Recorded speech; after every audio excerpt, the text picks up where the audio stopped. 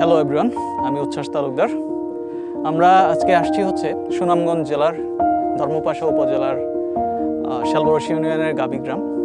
এটার পাশ দিয়ে বয়ে গেছে মনাই নদী, খুবই সুন্দর একটি নদী।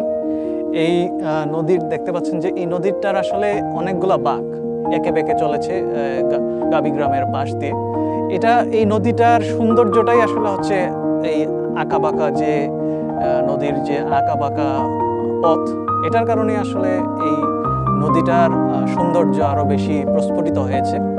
তো এই নদীর পাশে আবার দেখতে পাচ্ছেন যে অনেক গাছ আছে, যেটা আরো এই নদীর সৌন্দর্য বর্ধন করেছে।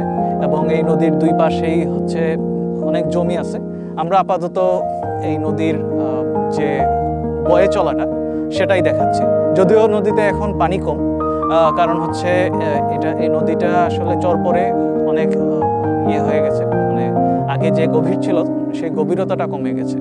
সেই কারণে এখন আসলে এই সময়টাতে পানি কম থাকে। কিন্তু এই নদীতে 10-15 বছর আগেও এই নদীটা খুব চলমান ছিল এবং এই সময়টাতে অনেক পানি থাকতো।